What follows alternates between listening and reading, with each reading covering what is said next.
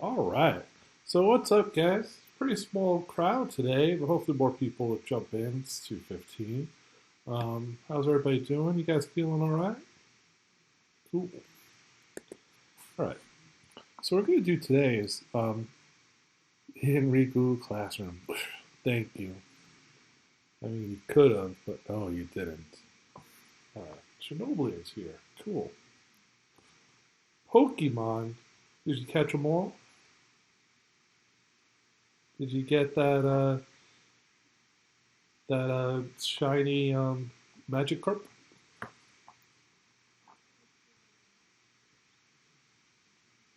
Oh, geez, stop fighting, guys. All right. So, pretty much today, what we're going to do is create this function called daysInMonth,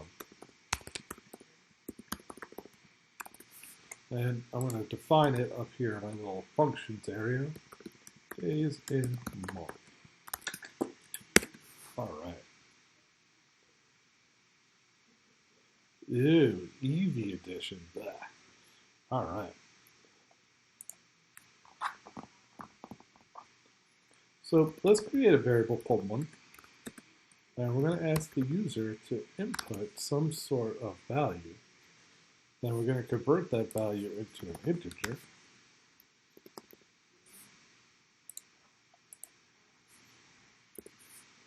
And what should we ask them?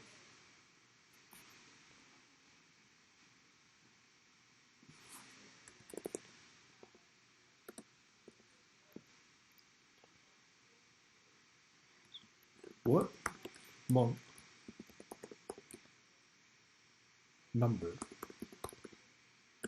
should we pick, or should we use, or something along those lines? All right. So this function is going to need a parameter. What parameter should we put in there to make it work?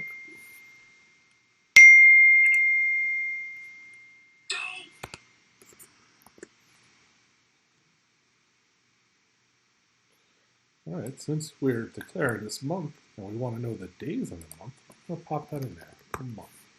Right, in my methods, I'm lazy, I'm going to call it M. Now, I'm going to need your help on this. Some months have 30 days, some months have 31, and then there's February. So what months has 30 days? Don't say all of them do. That's a dumb dad joke that I would say. All right, so what months have 30 days in it? I'll give you guys a second to look it up, because I don't remember.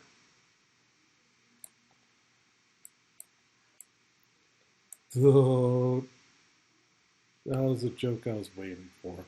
Thanks, guys.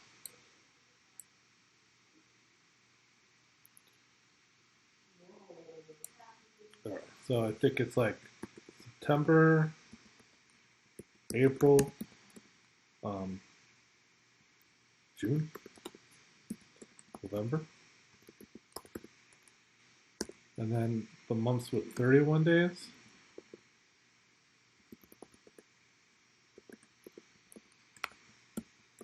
So that's January. Well, look at you guys helping me out over there. January, March, May, July, August,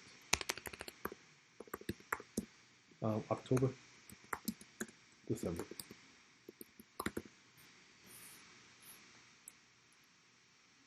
All right, and then there's February. February has 28 or 29 days, depending on what.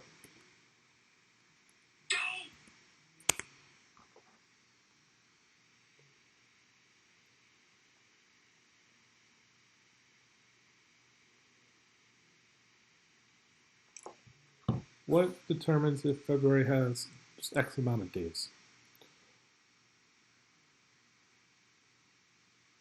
Okay, so yes will be if it's a leap year or not.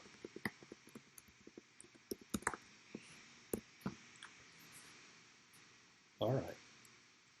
So let's start building this. All right. How do we get logic into here to print certain things at certain times for certain different parts? Like, how do we know which is 30 days, 31? How do we create logic?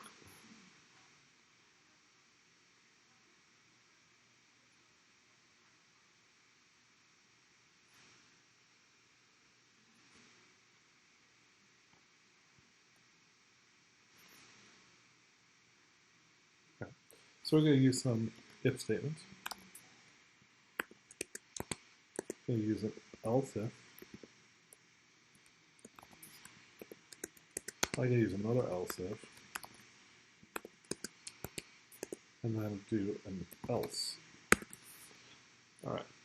So this guy is going to print if there's, say, 30 days.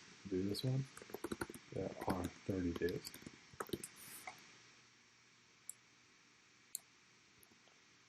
This guy will print there are 31 days. This will be February, so we could cheat in February for right now, but we'll fix that in a second. Say there are 28 days. And then, why do I have this last else? What could possibly happen that a user could do that I need another little condition to print?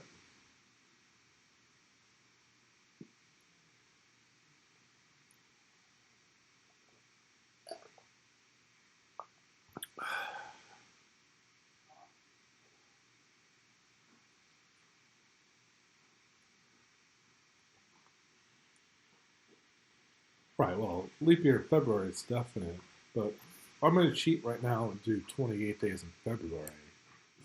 And I did else ifs, if it does it. But I also had this last else. What could possibly happen that the user could do that I'm going to need to print something else?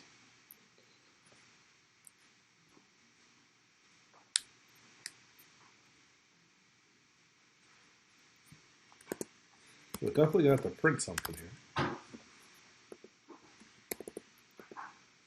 This will be an error message. So if the user enters a month number that doesn't exist, like 13 or 0 or something like that, over 12 or under 1, then we could put that information here. So we say the number you entered doesn't correspond to a month. Cool. So now let's build this stuff. How do we do it? I don't know. They're both the same. I kind of like Java a little bit better. Python's a little too loosey-goosey for me, but they both work the same and they're very easy to use.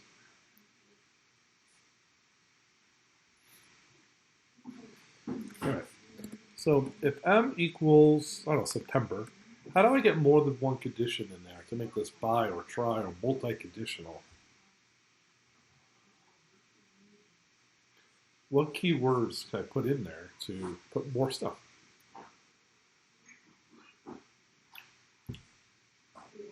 And could you have a month being like September and April at the same time? Or.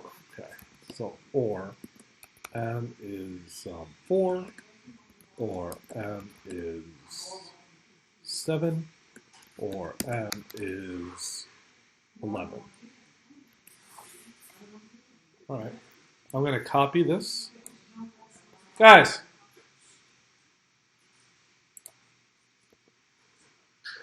So I'll do the same thing here. So 1, 3, 5. Well,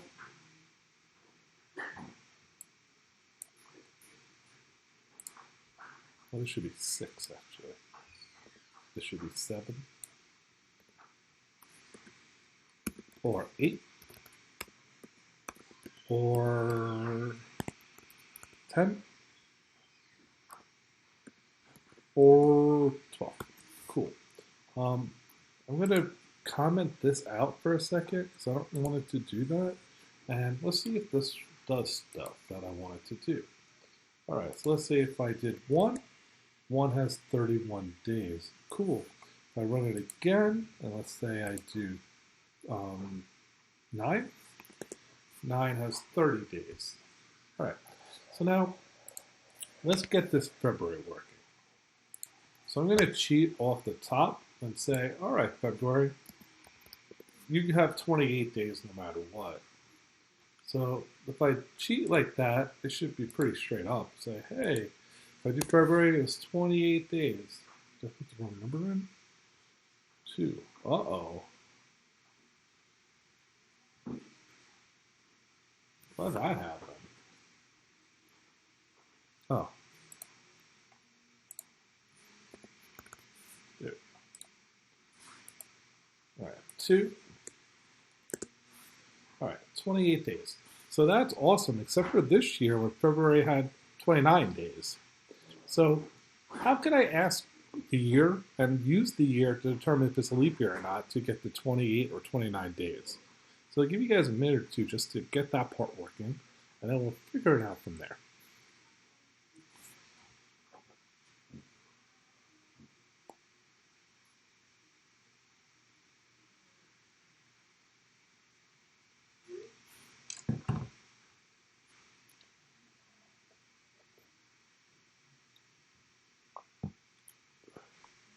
All right, so let's do that.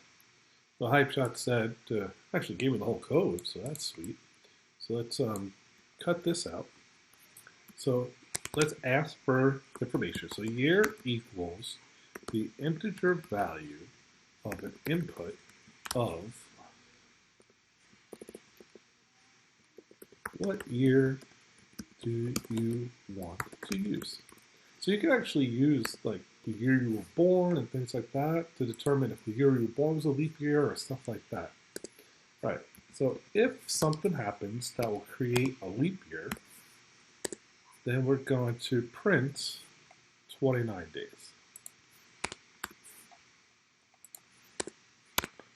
If it's not a leap year, then we're going to print 28 days. So according to Lewis's code and also HypeShot, they said we should use the remainders. So if the year is divisible by 4, giving us no remainder, that means it is a leap year and should be good. So let's see if that works. So let's say we're using February and we want to use 2020 because this year was a leap year, then there are 29 days. If we run this again and we do February and we do last year, which was not a leap year, we get 28 days. Awesome. Cool. Sounds pretty straight up and kind of worked. Any questions on that? It's a pretty beefy function too. A lot of things going on. It's looking for months. It reassigns information. It says, hey, you know, I need more information, so please put that in there. And then it gives it back to you. Awesome. Any questions with that?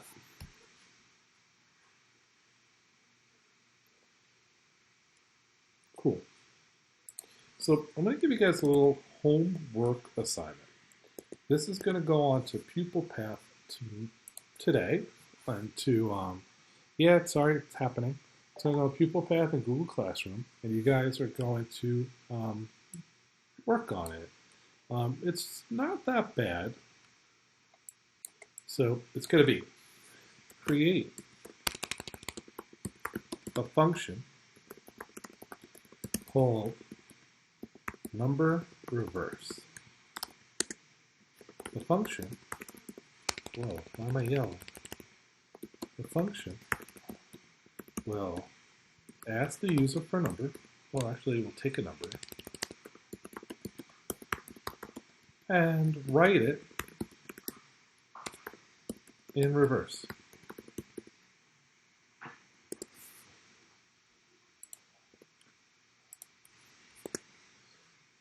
So, for example,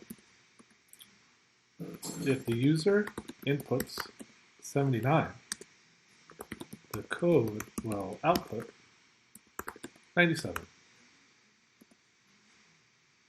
All right? So, tomorrow, this is going to be due, and you could do it throughout the day. I'm going to put it up tonight, and it'll be up there till tomorrow. This is going to be a little assignment. You're going to hand it in, and then we'll go over it. when I stream tomorrow.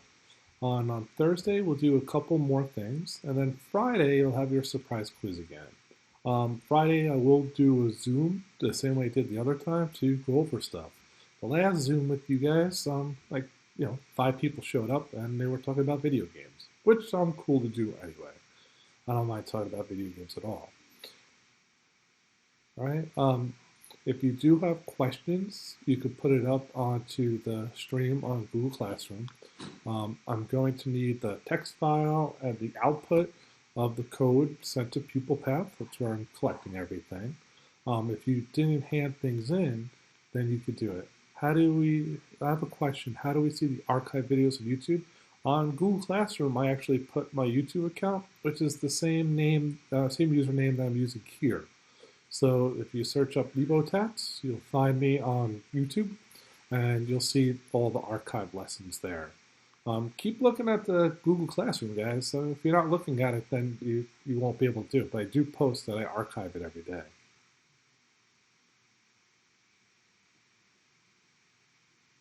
All right. Any other questions, guys?